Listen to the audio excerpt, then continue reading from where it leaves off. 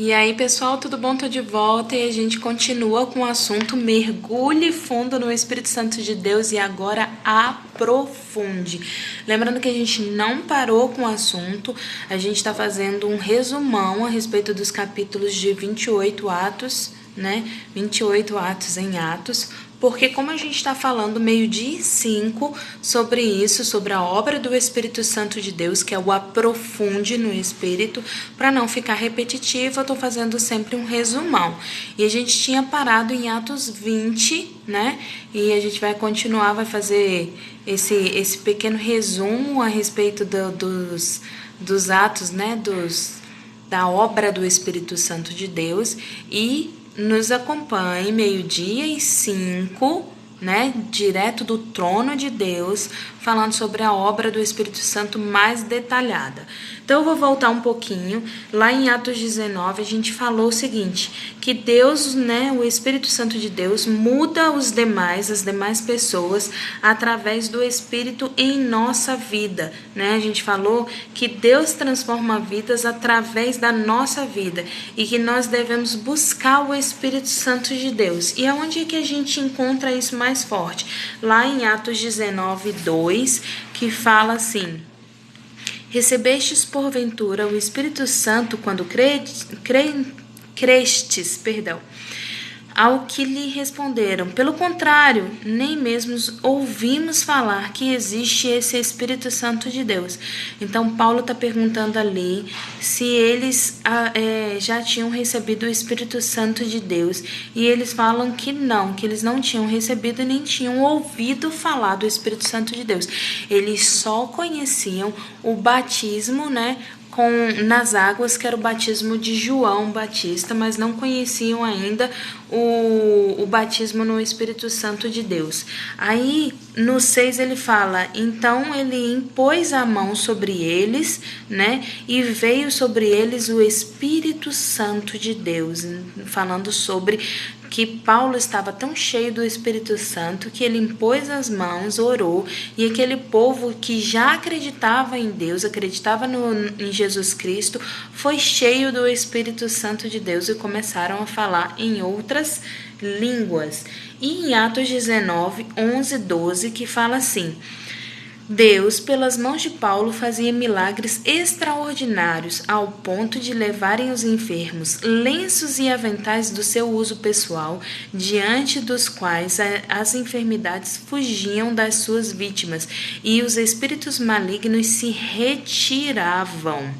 Então, assim, o inimigo não precisava nem estar verdadeiramente diante da presença de Paulo. Ele só sentia o cheiro ali da presença de Paulo e a fé daqueles homens. Então ele já corria e as pessoas eram curadas. O tanto que o poder do Espírito Santo de Deus era forte na vida de Paulo e a comunhão de Paulo, claro, né, com o Espírito Santo.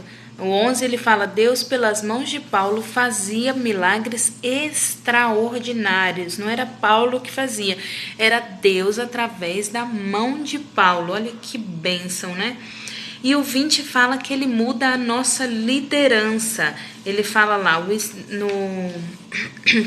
o Espírito confortará e... O Espírito nos confortará e nós devemos anunciar a palavra em tempo e fora de tempo. É quando Paulo fica a madrugada inteira pregando ali para os discípulos, né, da palavra de Deus, para que eles se revestissem ali, porque Paulo estava indo para Jerusalém e ele já sabia que ele não iria voltar, então ele precisava preparar aquele povo para assumir a responsabilidade da igreja. E aí acontece lá a morte do Eutico, que está lá em cima da janela, né, que a gente costuma falar em cima do muro, metade no mundo e metade ali ouvindo a pregação de Paulo. E ele cai morto e Deus vai lá, né, o Espírito Santo, através da vida de Paulo, e ora e Paulo ora e o Espírito Santo cura aquele homem e ele sai vivo ali.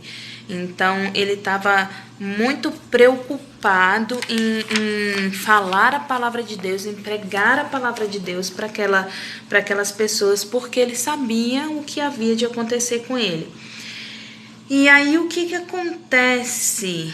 Ainda no 20, Atos 20, 28 e 29. O 28 fala assim: atendeis por vós e por todo o rebanho sobre o qual o Espírito Santo vos constituiu bispo, para pastorear a igreja de Deus, a qual ele comprou com o seu próprio sangue. Então é Paulo instruindo ali o pessoal, através do Espírito Santo de Deus, que eles ficariam como bispo, como pastores, né, da igreja do Senhor.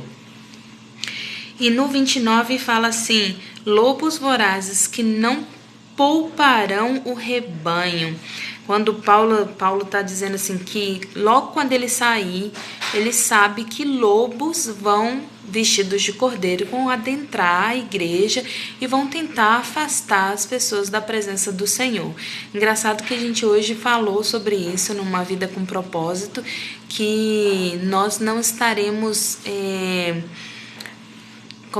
imunes à tentação, nós seremos tentados. Agora a gente é que decide se quer seguir pelo caminho da tentação ou se a gente prefere seguir o caminho de Cristo, né? O que a gente vai fazer da nossa vida. E a gente pega também, o Números 12, 3, que fala assim.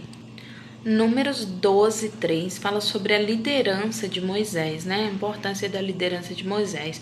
Quando Miriam e Arão estão questionando a liderança de Moisés ali, que Deus vai lá e toma uma atitude. Então, assim, incomparado, né? E aí é o Espírito Santo de Deus que fica perplexo, digamos assim, com essa atitude dos irmãos de Moisés e toma uma atitude, porque a liderança na verdade é do Espírito Santo e não de Moisés, e quem escolheu Moisés foi o Espírito Santo e não foram homens nem nada. Então as pessoas não tinham que estar questionando nada disso. E Paulo também, quando ele se coloca nessa posição de que ele está confortável com a situação de que ele sabe que vai ser preso, ele sabe que vai acontecer alguma coisa com ele em Jerusalém, e ele vai lá, orientado pelo Espírito Santo, e coloca aqueles bispos, né, aqueles homens como bispo, como pastores da igreja consagrados, e querendo ali que eles não fossem questionados. E ele fala: haverão lobos, haverão pessoas como Miriam, como Arão, que foram muito usados por Deus, mas também tiveram parte de serem usados pelo inimigo, e ali questionaram a liderança, questionaram a obra de Deus ali na vida de Moisés. E ele está falando assim, que não se preocupe, porque Deus vai agir na vida de cada um conforme a vontade dele. O importante é que a palavra seja divulgada. E o 22 a gente vai falar amanhã, em 28 Atos em Atos, mas eu vou adiantar um pouquinho aqui, só um pouquinho. Não vou falar sobre a obra do Espírito e nem sobre a obra do homem, porque a gente só vai falar amanhã. Mas ele fala sobre que o Espírito Santo de Deus ele vai mudar a sua comissão.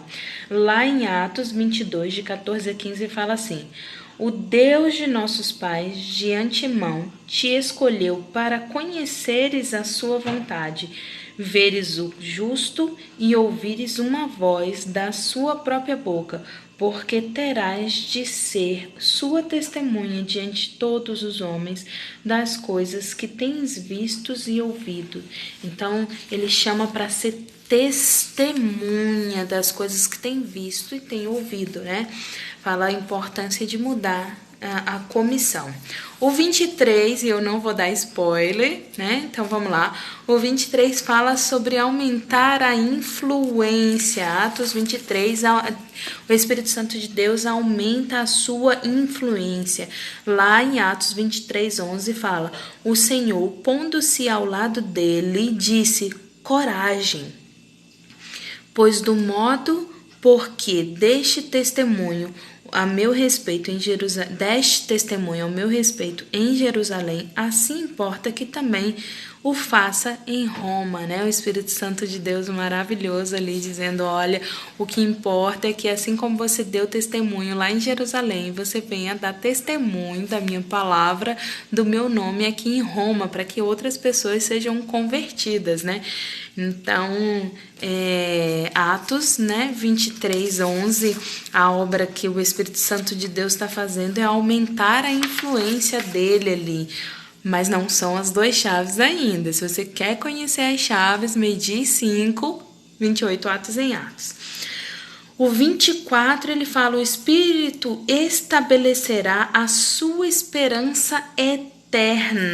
Atos 24, 14 fala: porém, confesso-te que segundo o caminho a que chamam seita, assim eu sirvo ao Deus de nossos pais, acreditando em todas as coisas que estejam de acordo com a lei e nos escritos dos profetas, tendo esperança em Deus, como também estes a têm, de que haverá ressurreição, tanto de justo como de injusto, né?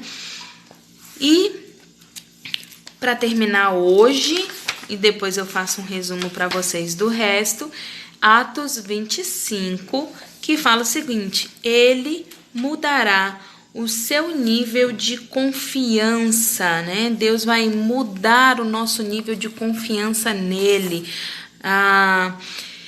E também nas outras pessoas, ele fala lá em Atos 25, 10, 11: não fiz agravo algum aos judeus, como tu muito bem sabes.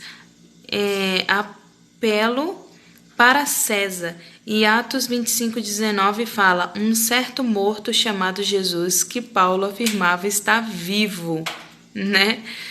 E aí é quando ele está sendo julgado ali e ele é chamado para falar com César, e ele fala, né, que um certo morto chamado Jesus, que Paulo afirma está vivo, porque ele ressuscitou. Então, assim, 28 atos em Atos, ok? A gente vai explicar melhor a respeito desses pontos, mas é exatamente isso que a obra do Espírito Santo na nossa vida, repetindo, a obra do Espírito Santo na nossa vida é exatamente isso. Ele muda a nossa percepção, ele muda a nossa comissão, ele aumenta a nossa influência, né? Ele estabelece esperança eterna na nossa vida, ele muda o nosso nível de confiança, ele muda o nosso testemunho, a gente passa a dar um testemunho vivo diferente, né? Desculpa, ele transforma o nosso caos em paz.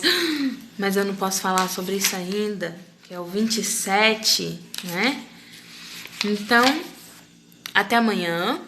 Meio-dia 5, 28 atos em Atos, e aí eu falo sobre o 27 e o 28 depois, fazendo um resumão, ok? De novo, para a gente entrar aí, voltar ao nosso mergulho fundo agora profunde, e a gente entra em indo mais fundo com o precioso Espírito Santo. A gente está mergulhando fundo no Espírito, agora nós estamos aprofundando nas obras do Espírito Santo, e assim que a gente terminar 28 atos em Atos, a gente entra indo mais fundo com o precioso Espírito Santo em nossas vidas. E eu aguardo vocês ansiosamente, viu? Muito obrigado por estar participando, e vem com a gente.